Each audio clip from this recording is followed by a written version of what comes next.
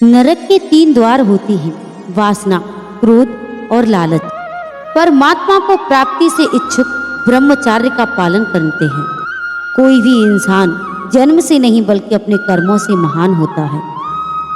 श्री कृष्ण कहते हैं, प्रबुद्ध व्यक्ति के लिए गंदगी का ढेर, पत्थर और सोना सभी समान है। कर्म मुझे बांधता है क्योंकि मुझे कर्म के प्रतिफल की कोई इच्छा नहीं। इस प्रकार अग्नि स्वर्ण को परखती है, उसी प्रकार संकट वीर पुरुषों को। समय से पहले और भाग्य से अधिक कभी किसी को कुछ नहीं मिलता। कर्म के बिना फल की अभिलाषा करना व्यक्ति के सबसे बड़ी मूर्खता है। यह सृष्टि कर्म क्षेत्र है, बिना कर्म किए यहाँ कुछ भी हासिल नहीं हो सकता। जो मन को नियंत्रित नहीं करती उनके लिए वह शत्रु के समान कार्य करता है। जो दाग बिना सत्कार के कुपात्र को दिया जाता है वही तमस्दान कहलाता है। अपने अनिवार्य कार्य करो, क्योंकि वास्तव में कार्य करना निष्कृत्या से बेहतर है। सदैव संदेह करने वाले व्यक्ति के लिए प्रसन्नता ना इस लोक में है ना कहीं और। फल की अभिलाषा छोड़कर कर्म करने वाला पुरुष ही अपने जीवन को सफल बनाता है। जो हुआ वह अच्छा हुआ, जो हो रहा है वह भी अच्छा हो रहा है, और जो होगा वह भी अच्छा ही होगा। मेरा तेरा छोटा बड़ा अपना पराया मन से मिटा दो, फिर सब तुम्हारा है और तुम सबके हो। मन की गतिविधियां, होश, श्वास और भावनाओं से माध्यम से भगवान की शक्ति सदा तुम्हारे साथ है। धरती पर जिस प्रकार मौसम में बदलाव आता है, उसी प्रकार जीवन में भी सुख दुख आता जाता रहता है। लोग हमारे अपमान के बारे में हमेशा बात करेंगे, लेकिन सम्मानित व्यक्ति के लिए अपमान मृत्यु से भी बदतर है। आत्मज्ञान की तलवार से अपने हृदय से अज्ञान के संदेह को काटकर अलग कर दो। उठो, अनुशासित रहो।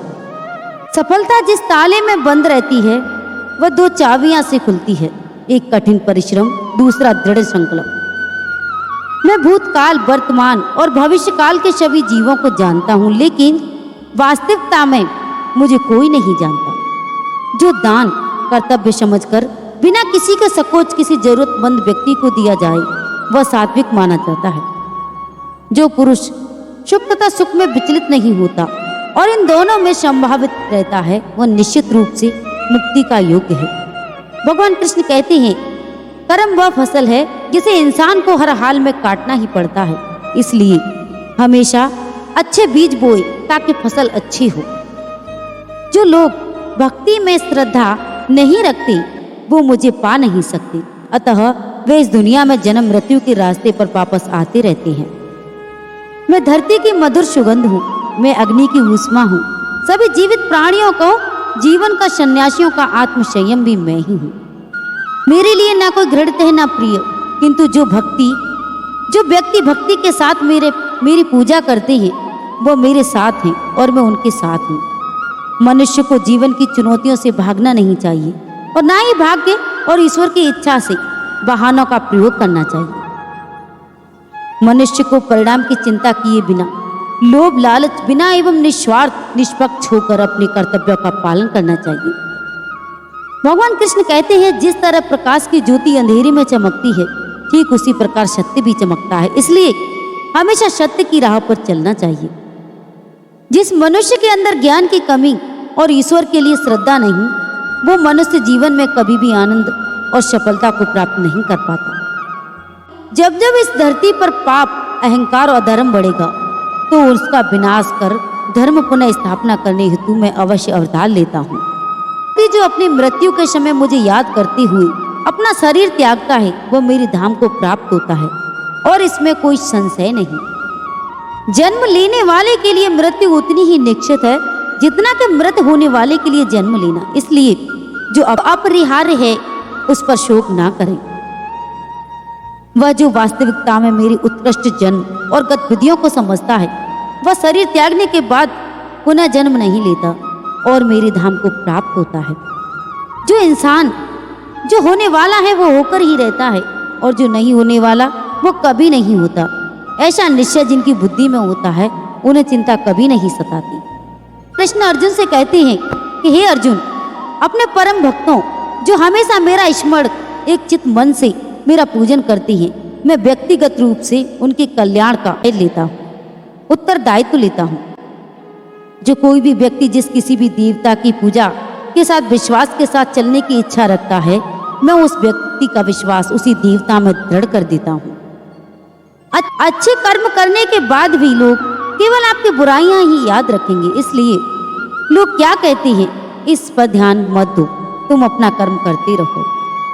कल्याण ही भगवत गीता का प्रमुख उद्देश्य है, इसलिए मनुष्य को अपने कर्तव्यों का पालन करते समय मानव कल्याण को प्राथमिकता देना चाहिए।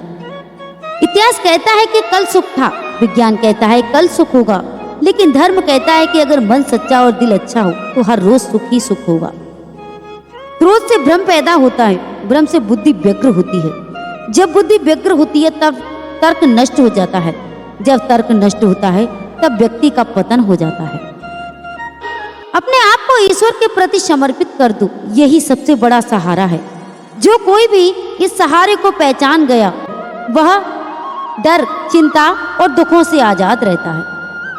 मनुष्य को अपने कर्मों से संभावित परिणामों से प्राप्त होने वाली विजय या पराजय, लाभ या हानि, प्रसन्नता या दुख इत्यादि के बारे में सोचकर चिंता करने से ग्रसित नहीं होना चाहिए।